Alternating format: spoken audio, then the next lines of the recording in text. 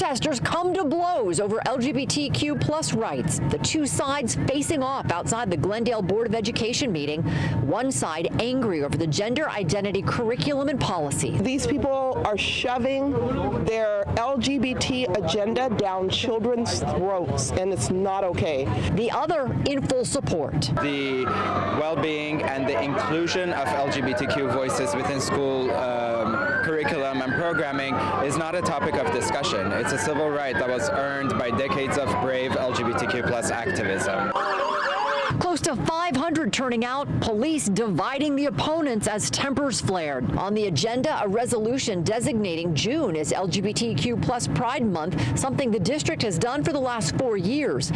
You know what's really sad? This country is constantly showing us why it's in a steady, consistent decline in morality and law and order. We have completely lost our mind in this country. This is truly the upside down world. This is, in California, is the beta test, right, of what's to come, of what they're trying to do in other states. And I know people are going to say it's a conspiracy. You guys, it's not. If you really pay attention to what's going on, the writing is plain as day and it's on the wall. Those who can read or read. Some of us are looking at this thing, we're a little dyslexic, right? And we're not seeing what's actually taking place. But listen, the parents are speaking out. You guys, there is a problem going on in this country, and California is like ground zero for the BS that's taking place.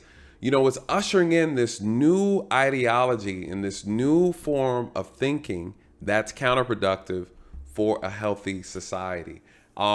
Today, you guys, actual protest broke out. There's fighting, melee at this protest. They were at the Glendale School Board, and they were talking about what's being taught in this school for this district. And parents have an issue with the things that are transpiring in this district that they are allowing happen. You guys, what is the big problem here, right? When you really break everything down to the lowest common denominator, what is the reality? The reality is you have two sides. You have one side that's saying, hey, we want to be respected. We want our rights respected because we're human beings. The other side is saying, cool, we respect your rights to do and be who you want to be. We're saying that we don't want you disrespecting ours. And what's happening now, this movement that's taking place, you guys, is the idea that in order to acknowledge one person's right, I have to now infringe on yours. It doesn't work that way. And you can't create a situation to where you put down one person's right, their freedom of speech. Parents are speaking out against things that they find to be inappropriate in the school system that's being forced upon their kids. They're not saying they have an issue with how you want to live your life, what you believe in. We have an issue with you forcing that belief on children. It is out of control, you guys. It is. It is. And I'm watching it happen in real time. And some people don't see an issue with it. I've debated people on this channel about it who don't see the problem with the conditioning and the psychological rewiring of children. There's a problem with it. There's absolutely a problem with it. And the parents are saying, don't touch our kids. And you guys, here we have it. Check out this protest. Let me know what you think. It has been off the chain in California. I'll say this to say the least. Live breaking news. Breaking news, fights break out outside the Glendale School Board meeting as board members prepare to recognize June as Pride Month. Hello, and thank you so much for joining us as we stream live. I'm Colleen Sullivan. This is Eyewitness News at 6:30. Chris Christie is live over. A couple problems. You see the brawl, the melee. You guys, listen, this is the issue I have with this. These are grown adults fighting in front of a school board. This is embarrassing, you guys. This country has become embarrassing. Why do I say that? One, you have adults who can't show up, have communication, discuss the issues, and fix the problem. This is the problem we have. You have two sides. You have the LGBT side who are speaking for their what they recommend for the school. Then you have the anti-protesting group who is anti-LGBT or whatever's going on. They're calling them right, conservative group, extremists. They're both extreme groups that are out there, and they are butting heads, right? Only in this country will we be debating on things that are appropriate to teach children, right? Only in this country will we have these type of conversations. That is this even appropriate? This is what it all comes down to. What's appropriate to teach these children? You guys, some of this stuff is no-brainers. Just 30 years ago, this was not a thing. This was not a problem. All of a sudden now it's a problem. You know, I'm going to tell you, when I have children, I'm not putting them in public school. They're going to have to be either private or homeschooled. I refuse. Why? Because the parents have no control over what's going on in these counties, in these school districts. And it's unfortunate, you guys, because it's supposed to be we the people. We are supposed to have control and influence over our government, and we do not, you guys. We have no power. We have no power. There's an illusion that we have power and control, and we do not in this country. You know, what's the other issue? Unfortunately, in these protest events, you guys, there are trained and paid anarchists that are there, that show up. This is their job. This is what they do. They're paid to show up. You guys, these are the ones that wear the mask. They got the book bag. You know, for those who paid attention to when Black Lives Matter was protesting, you had those who truly were trying to protest, and then you had those who were sent to create chaos. Paid anarchists that were sent. You guys, they are there to disturb the peaceful protests. They turn it into riots. They carry book bags full of trinkets and gadgets. Their whole objective is to turn things upside down. They want to create chaos. Well, what's the problem with this country, you guys? We're too soft. We're too soft. Our government allows these things to take place. How do you get rid of these problems? You guys, it's called punishment. It's called accountability. You have people who show up on purpose to cause chaos at an event where people are exercising their First Amendment right. You guys, I'm going to tell you what I would do. I would send them up out of there in handcuffs. Willingly or against their will, you're getting out of here. You know, this should be a crime. It should be a federal crime when you show up to a protest where people are being peaceful and they're exercising their First Amendment right. It should be a crime. The moment you took the intentionality to show up to cause chaos, to violate, you know what you're doing? You're infringing. You guys, you're infringing on my right to protest peacefully, exercise my right. And when you do that, you are acting as a terrorist of this country, a domestic terrorist. That's what you're doing. You're terrorizing. You're preventing someone, a law-abiding citizen, for exercising their rights. You guys, they should be punished. I'm talking a year. Put them in prison. If you show up on purpose, paid, unpaid, and you're draped up and you're covered up and you got a book bag, you got tools, and your agenda is to commit a crime, to disrupt, to infringe upon people's their constitutional rights, you're out of here. Prison time.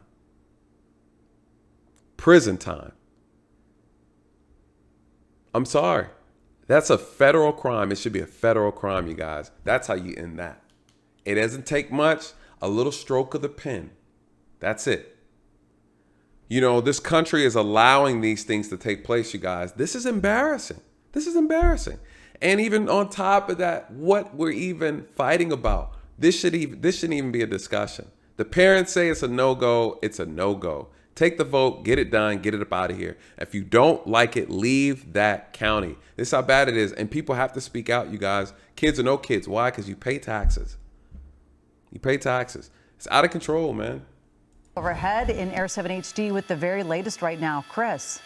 That's right, Colleen. A confrontational protest with protesters and counter protesters in front of the Glendale Unified School District, where that meeting was taking place to declare June Pride Month. However, the Glendale Police Department has asked them to go into recess as they are not allowing anybody else inside the building following a brawl out here in the parking lot. They were keeping the defenders of the LGBT community away from the conservative group who was protesting Pride Month. But those groups came together in the parking lot. Punches were thrown several minutes ago. Several several agitators really starting to cause trouble in there, and then Glendale police forced to pull out their riot gear and their batons, and they have now formed several skirmish lines here in the parking lot to keep everybody at bay. They have tried to implement a dispersal order, but for right now, they are just trying to keep the peace here as tempers continue to flare here in Glendale. Reporting live from Air 7 HD, I'm Chris Christie, ABC 7 Eyewitness News. Wow, a very, very active scene